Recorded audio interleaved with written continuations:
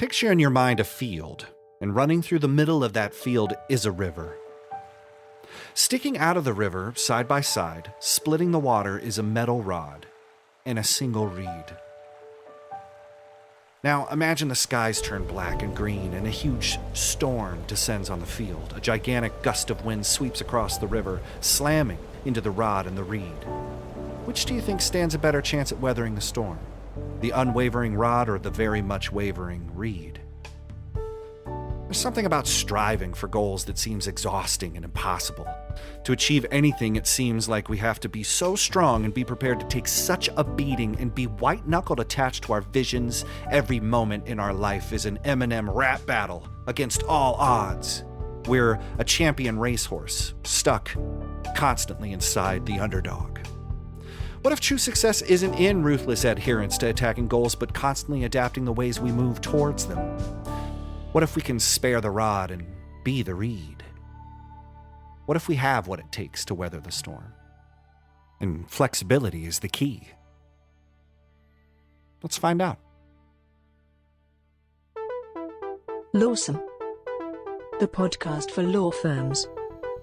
Powered by Consultwebs. Welcome back to Lawsome, the only podcast for law firms that confuses the open button with the closed button on the elevator about to close in your face. We're here to inform, educate, and entertain the legal community on the latest in personal and professional developments. I am your co-host and fearless beta male, Jake Sanders.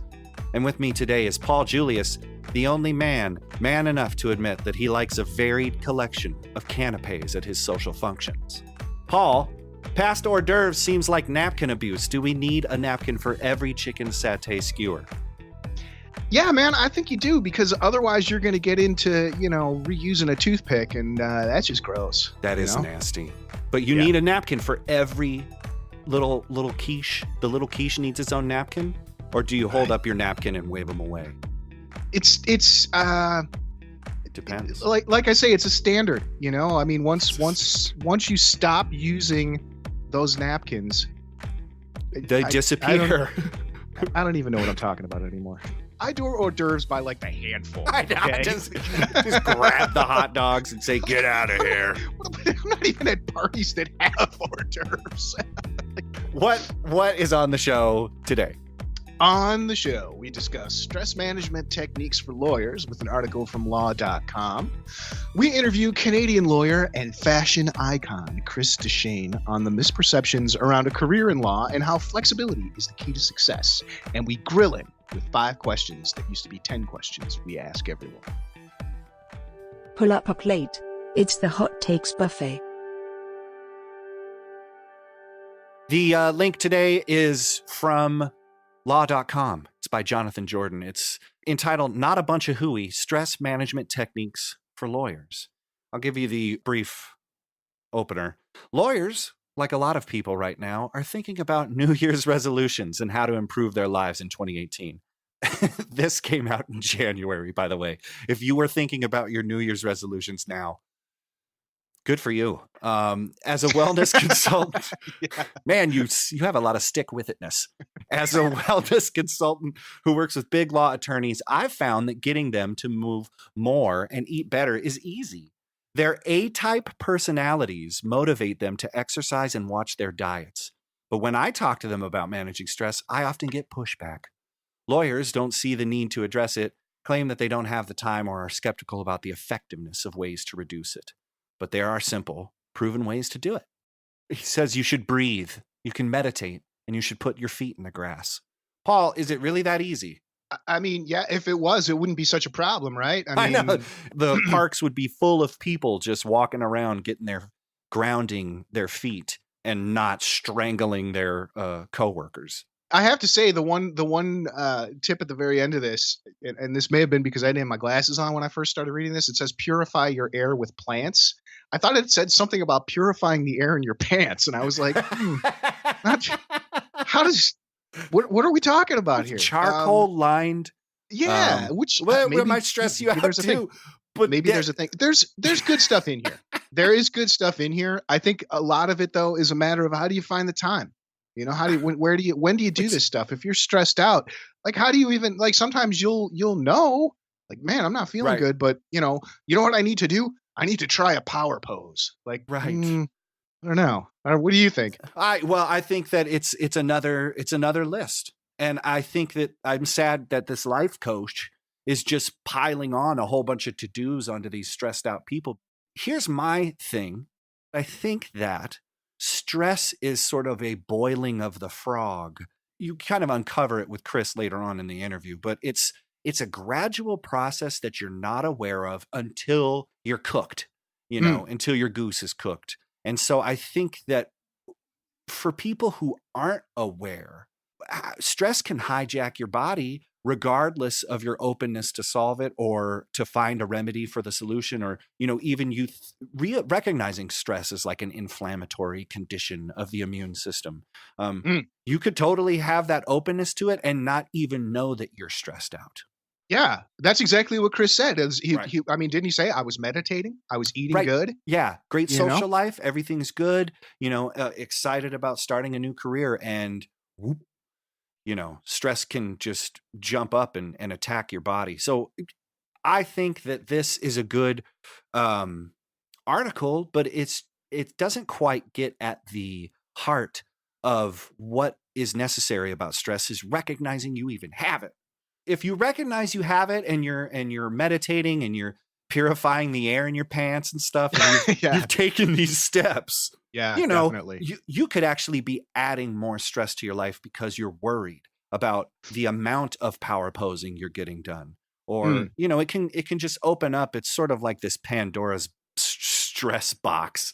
Well, and I think it's different too. I mean, I think let's just call out the elephant in the room here that, being a lawyer, that's a different kind of stress than being the assistant manager at Panera, Office Depot or something. Yeah. Right. You know what I mean? I'm not saying, please, anybody. No, Panera's a hard gig. Please, I'm not, it's a different thing, but I'm saying, when you're in a job where you're, how well you do, potentially could change someone's life. For better or worse. Oh yeah. That's just a different thing. That's not easy to just deal with in the first place. Without a doubt. And in the interview, Chris talks about how people have this misperception around what the career entails, and kind of what the meat of the matter is that being a lawyer is more of like a people service industry. And for people who can think like that, there's an adaptability and a long-term stamina that you can have by having some flexibility in the way you perceive legal careers. But he kind of nails it in eloquent ways, and maybe we should just head to the interview. Yeah, let's go check it out. Let's do it. Stay tuned for more goodness from Lawsome after this message. We really have a relationship with Consultwebs that goes beyond simple business-to-business marketing.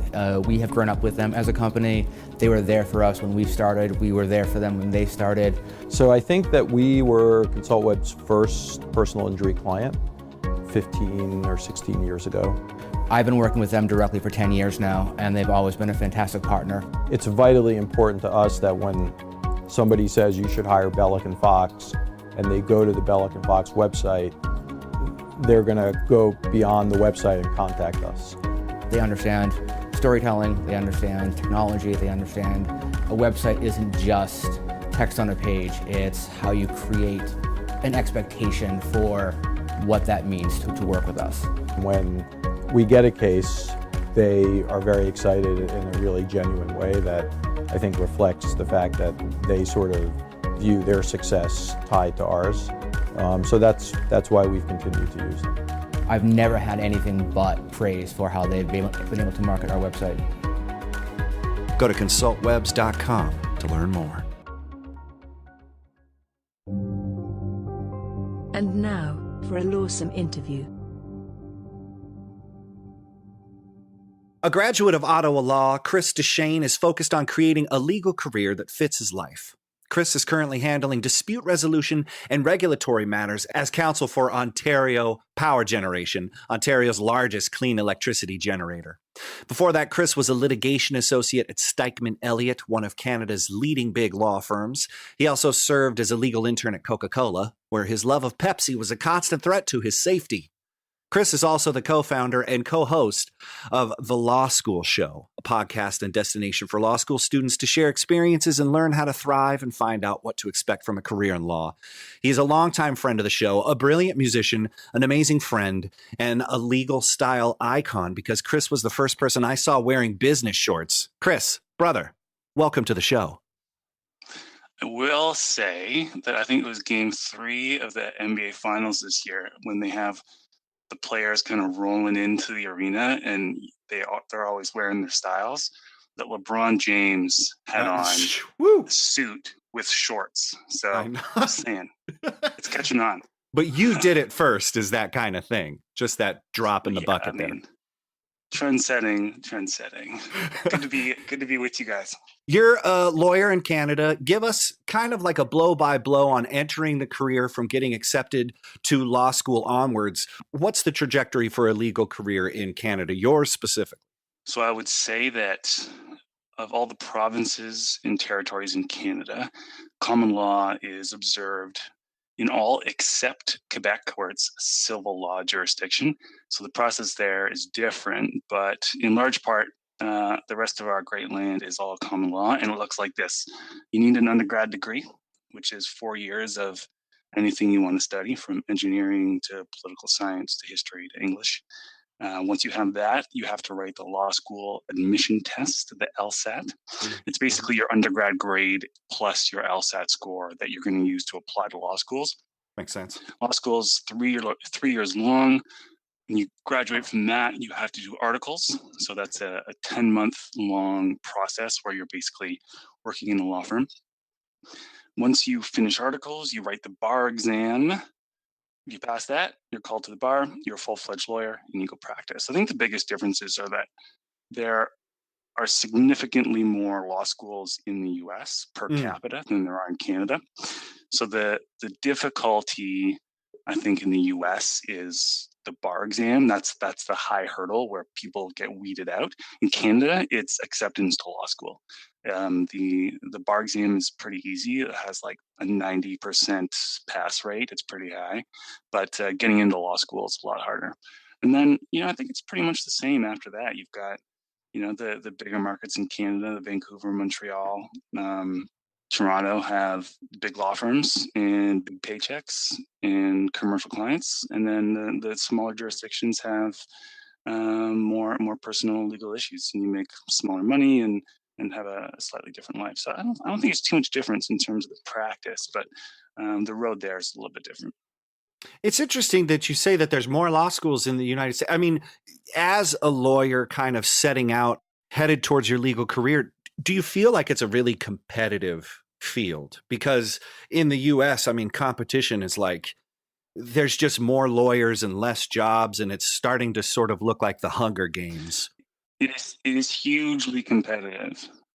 Yeah, I got killed in the Hunger Games of applying to law school over and over and over. So I'm 35. So I'd say, the average law student, I was like 4 years older then when I ultimately started my trajectory of what I just described.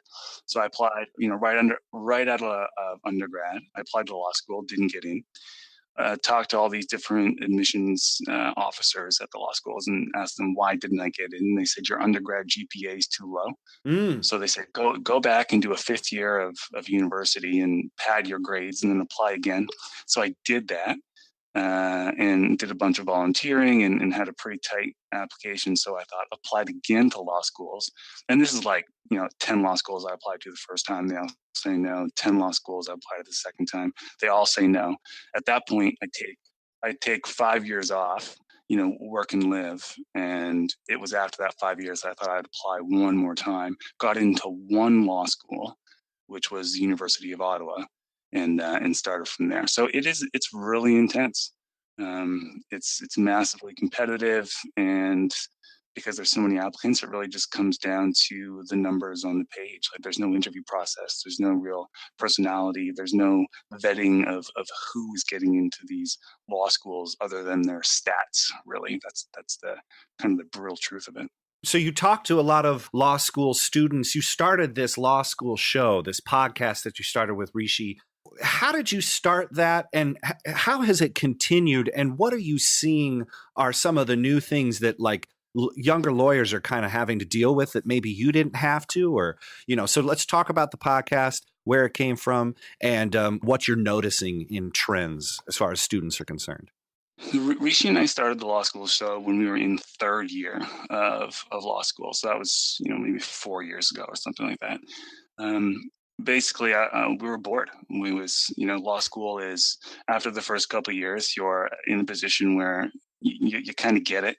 You've done the exams, you've done the courses, you're starting to feel where your interests are and where they are not. And it's all pretty routine. And we both like projects and technology, and we like podcasts. And we thought, okay, well, let's do something together, sort of extracurricular that has nothing to do with law school. And we wanted to do something that would allow us to really hit two marks. One, to network, because we knew that was going to be crucial in terms of finding our jobs. And two, we realized there was a big gap in terms of the knowledge law students were getting. And that was, what does it really mean to practice in all these different areas? That's a huge issue when you're paying multiple thousands of dollars a year for a legal education, trying to steer it toward what you believe your practice area of interest is, but you have no idea and you have no exposure to what it really means to practice family law in the medium-sized market, for example. What does that look like on a day-to-day? What it means to be general counsel and how you get there for a big corporation and what that looks like on a day-to-day. You think you want to be a corporate lawyer downtown? Well, have you ever been inside that office? Do you know what those people are like? Do you know what the environment really requires and what you're going to be doing? Probably not. So we wanted to talk to people in those roles, find out what they do, find out who they are, find out how they got there, and then share that information with our peers while obviously learning it ourselves. So that's how we started it. We did the first, 50 episodes on our own. I think we're at episode like 105 or something like that now. So it's continued because, I mean, in my opinion, save for those podcasts that hit stratosphere, podcasts are best aimed at pretty niche audiences. So for us, we're like, okay, law students, that's our audience. That's who we want to get. And we're not going to try and really go much broader than that. So where you have every year new law students coming into the fold, you have thousands of more eager, intelligent people looking for information about how they can maximize their experience. And I think so year after year, the law school becomes relevant again. The law school show becomes relevant again because there's this new crop of people who want the information and are going through the exact same steps that the people did last time. So we've had a team of volunteers for 4 years now who basically run the thing. Rishi and I will do the odd interview, but are engaged as in more of a directorial capacity now and oversee it and try and make partnerships with different companies or corporations in Canada that might benefit from having us do some media or joint projects and keep the thing moving at a high level. But it's really the volunteers, it's the new law students coming in who are carrying the torch. In terms of issues we see for young lawyers, the biggest one is getting a job. There's just too many people graduating from law school, and there's not nearly enough positions to satisfy all those people. And then what makes it even worse is that there's not nearly enough positions in the areas where people really want to work. Call it, the Bay Street or the big law positions where young grads oftentimes, definitely the majority of which, they want to work in those jobs because it's where you get some of the best learning. It's where you make the most money and you can pay down your debt and, get your head back above water.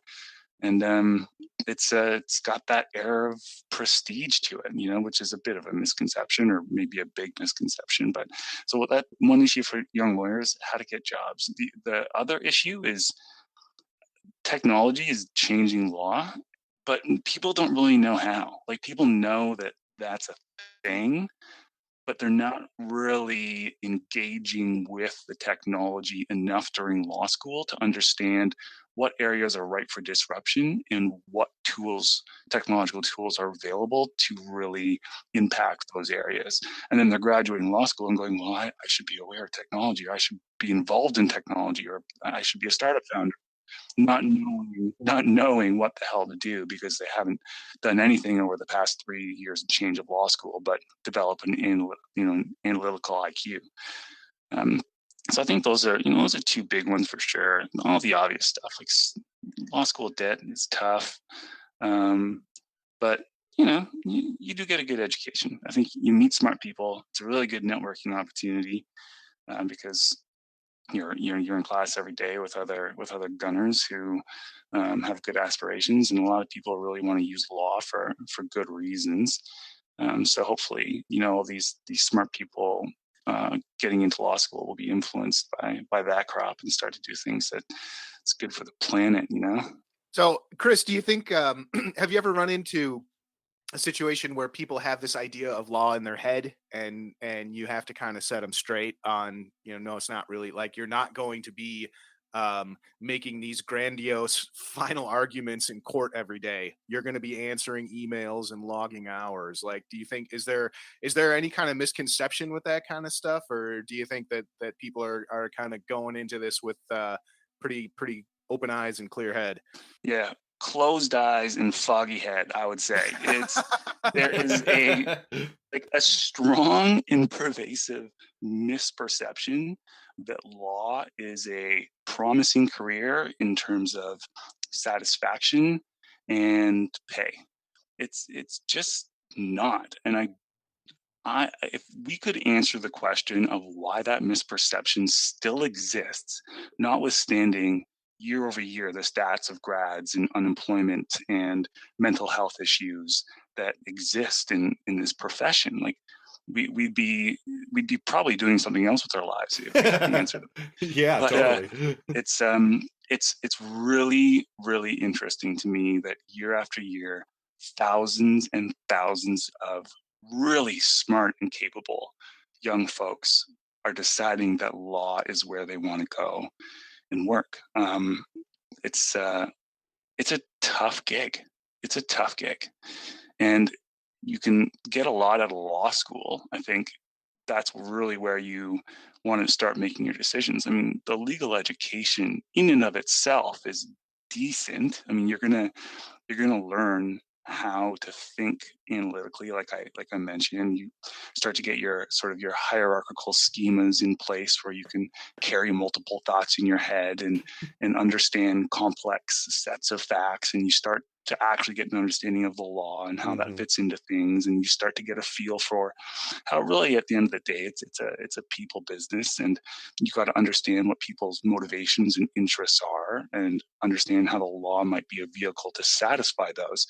I think law school does a decent job of getting all of that across, but it super super fails in making it fails in it should just not allow as many people into law school. I get it that those, like, each law school is a business, and the more tuition they make, the more money they make, and they can get better professors and better, everything. But there's just it's not serving its purpose at the end of the day from a societal standpoint. That's my opinion. There's too many people graduating, and that's a product of too many people getting into law school. I think there are smaller class sizes that there'd be a lot of trickle down benefit from that. But I think, yeah, you got to think really, really hard about why, as an undergrad thinking about applying to law school, why are you doing this? Because it is not a ticket to a happy, satisfying career where you make a lot of money. And I think maybe that was a little bit more true 10, 20, 30 years ago. And some of that, are you an accountant? Are you a lawyer? Or are you a doctor? And all the rest is not the same, like that kind of attitude. Maybe, I think there's a bit of, there's that still wafts of that in the air. And maybe that's why this really bad misperception exists. But we've got to start breaking down that wall because, yeah, I mean, Jake, as you know, like dealt with serious health issues too around this profession. And Well, like, and I wanted to get into it. Like you had a serious health scare, and I think it's important for like the audience to know. Just explain what led to the complications, what you learned, and how you recovered from that. And because you got the gig, you got the big law gig. I got the big law gig, despite not getting into law school 1,000 times and then finally getting into one law school. I got the top tier job that, only like 5% or whatever of law grads in the country get. And which is obviously a testament to some of the errors of the process along the way, and good people getting weeded out way too early. But that problem aside, the practice of law is massively stressful, and my opinion now is that you really do have to have some kind of, top 1% kind of IQ to be able to just really get to the answer and develop quality work product in law while still maintaining a really good life balance. And as a result of that, managing stress in a really good way. I had idiopathic thrombocytopenia. Is an autoimmune disorder I was diagnosed with as a kid, grew out of it in puberty, and didn't have a recurrence of it for 2 decades and change. When I was doing my articles, and so that's the 10-month work term, I was doing that at one of the biggest law firms, Steichen Elliott. And I had my first recurrence of this ITP, which is, the symptoms are low blood platelets, and you kind of get rushed immediately to emerge, and there's no, you're hooked up to an intravenous right away. It's serious stuff. But why did it happen? I have no idea. You ask all my doctors, and they all say, "Well, get back to work as soon as you can, and go to it." And I say, "Well, is stress involved in this?" They're like, "Well, no, it could be correlated." That's the highest they'll go, is there could be a correlation between stress and autoimmune. And you say, fair enough. These guys and girls are experts in their field.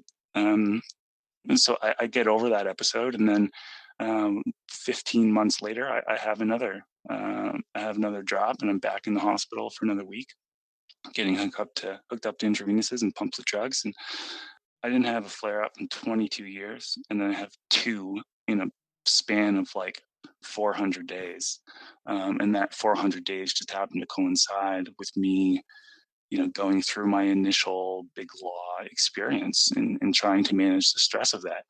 And the thing is that, I would say that I was stressed, but I wasn't, it wasn't unbearable. Like, it wasn't a level of stress that was manifesting itself in any other really bad, obvious ways. Like, Right. I had a happy wife, we were having a baby, I'm an active runner, I meditate, I had a good social life, I was otherwise really healthy, I was eating good food, and I actually, I was able to knock out my work in a pretty good time span. But the stress is a weird beast, and I really, really think that it is undervalued by law students and prospective law students in terms of the negative impact it will have on their enjoyment of the profession. It is what it is. So for me, I'm like, I ended up moving. I had a great opportunity to come here to OPG. To be honest, I wasn't even looking to leave the big law firm.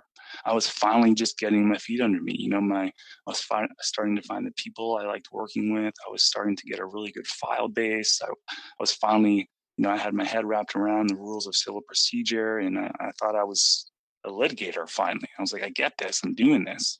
I know how to practice. But an opportunity came along to move into the energy sector, which had always been a massive interest for me, and to become in-house counsel, which is a less stressful environment and provides a better balance in terms of the hours you spend working and the hours you spend out of it. And I can say that I'm really happy about the change, and I don't miss that Bay Street environment for a second. And so far so good in terms of the health consequences. I haven't had an episode of the ITP in about a year now, so we're back on what seems to be a solid trajectory. You're right. Stress is a very underrated thing, and I think it can affect you in ways that people don't even notice. And I'll tell you, before I fell into what I'm doing now with Jake, and actually Jake and I worked while I was in a different role at the company, Mm-hmm. and it was much. I was a team lead, very much more stress, basically. And from my experience with it, it built. It wasn't like one day, as soon as I got this job, wham, it was just like little things adding on, adding on, adding on. And, 6 months down the road, you're throwing up in the morning every day before you start work just because you're freaking out. But I mean, honestly, Chris, the same thing though. Like, I couldn't point to anything where it was like, I'm eating bad, or man, I'm not getting enough sleep, or Or I'm you're drinking all the snapping time, or at something like your that. family members. Yeah. Oh, I mean, totally. I mean, Jake, you and I worked together while I Yeah. was still kind of in that dual role, and I mean, it's a lot, and I think it really can. You say pressure, and you don't realize that pressure is something that just builds, it compacts, you Right. know. Right. So I'm not surprised. I'm glad you're doing better too, dude. But it's interesting that there's nothing in law school where you talk about the psychological parts of the job, like Yeah. what it can do to you personally, um, what it can do, if you're working family law and you're taking all these depositions, you're hearing about these terrible family situations, like you're gonna on some level you're gonna internalize that, and if you're not in a good spot where you know how to handle that stuff, you're gonna have some serious issues. Yeah. Again, I just don't think that you can handle that stuff. I mean, you can handle it to an extent, but it's just like I it's I have never seen somebody operating at least, and I mean in like high, the intense law roles. I think if you're operating in a small town and you have a smaller client base and you have a lower volume of work and there's less money on the line and your timelines are a little longer, that it's going to be less stressful. But the more you amp that up, the more stress there's going to be. And going back to that misperception, I mean, speaking about myself, I thought that I knew how to do it. As a law student, I'm like, oh, of course it's stressful, but I know that I can handle it. I have, the life skills. I have the routines in order to counterbalance the stress. I'm going to do it differently. I mean, that's them. I'm different, but it just is not the case. It is stressful. It's a stressful career, and if you, it's something you really have to think about. It can be managed, I think, but yeah, starting early. There's something about perception flexibility. And I'm thinking, you spoke earlier about the prestige of law, younger lawyers, thinking that it'll be a cushy job. Do you think perception flexibility is something that folks in the law need to think about? Or is it all about, I mean, I want people to feel like they can stay the course and see the job through. And I think a lot of people don't want to switch horses in the middle of the stream, but should you keep your mind open on horse switching? I think it's not necessarily getting on a different horse that's in a different industry. I mean, maybe that's it. That's But like a you just, donkey or that's like a, yeah, it's like if all the horses are running the law race, and you can, without a doubt, you have to have perception flexibility.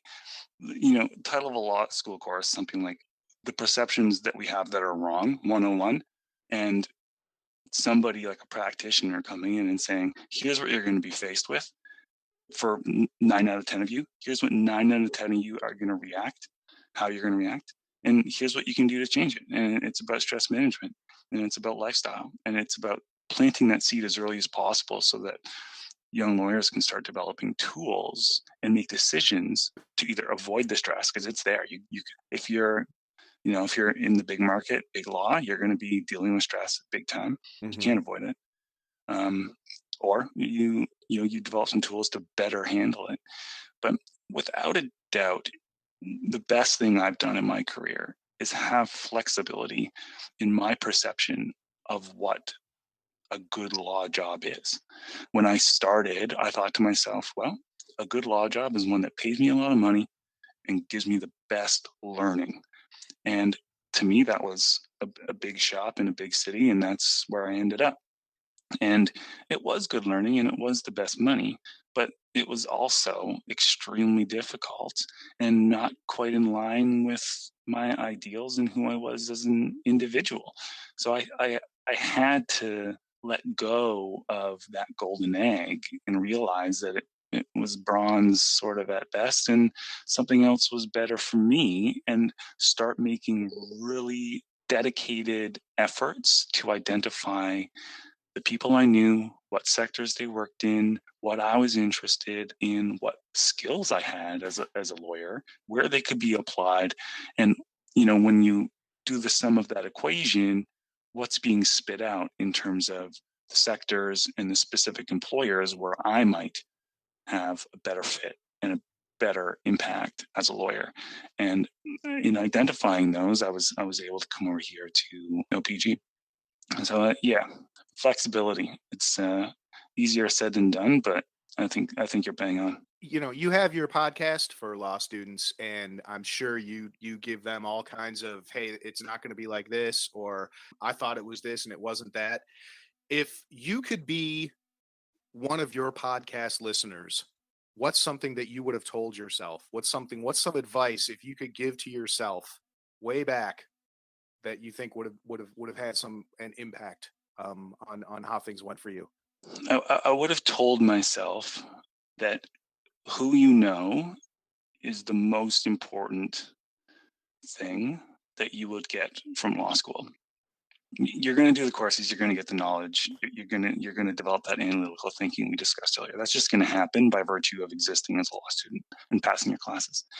My focus would have been on networking, and I mean, even more so than I did with the podcast, because I didn't start that until third year. Who you know is the that is the most important thing you can get from law school, is starting to build that network and building it in a real way. So I would have told myself, spend 10% less studying for every exam. The difference between a B plus and an A minus is nothing in terms of your career. I Right. would say, stress 10% less about doing my homework and, getting all my notes in order, real nice and tidy, and allow myself to use that extra time to meet people and to interact with the profession, to learn, and in so doing, learn who I am and learn how I fit into it, so that when I get spit out on the other side of the law school education, I'm prepared with knowledge and perspective that is going to allow me to make decisions that is going to create a happy life and a happy career. Because yeah, so I think that's what I'd say to Oh. myself if I could. I love that, man. Because there's something about entrepreneurial ship that a lot of people feel that they have to do it alone. There's a lot of solo folks hanging their shingles, just doing it on their own. And I think that we shun the connective networks because we feel like we just want to do it the way that we know how to do it. And actually, your ability to do it over a longer run is dependent on your ability to expand your network and help connect things. Because oh my god, I love that. That's so cool. Because I can just see somebody being like, man, I'm just going to focus up, I'm just going to do my thing. And Yeah. you realize that your thing is dependent on a network of professionals who can help you and maybe make it better. I think a lot of people forego that stuff. With that, for sure they do. I mean, I watched it happen, right? And so yeah, I totally agree. That's a huge advantage if you choose that. And the thing is, it's not so hard in the moment. It's hard in the moment.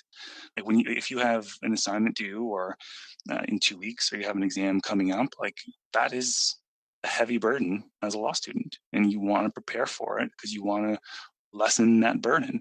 But so it's a hard decision to make on a Thursday night when you have an exam on Tuesday, to be like, no, you know what? I can probably stop at 7. I don't have to go till 10. And now all of a sudden I have 3 hours where I can go do something a little more in line with the profession, and meet some people and engage. And there's a lot of satisfaction in that. It's scary to make that decision in the moment, But when you do a couple times, you'll start to realize the value, and it just becomes easier and easier and easier, and the benefits roll. So, well, let's wrap it up. How can people learn more about you and the podcast? lawschoolshow.com. You can also, anywhere you listen to podcasts, you can find the Law School Show. Or LinkedIn for me, Christopher Deschenes, Deschenes. I've got contact info there. Always happy to open up a dialogue. 5 questions that used to be 10 questions we ask everyone. Number 1, what was the last book you read? The last book I read was Ontario Energy Law by Clark, Stoll, and Cass. A barn burner. I was going to say, Woo! I also reread For Whom the Bell Tolls.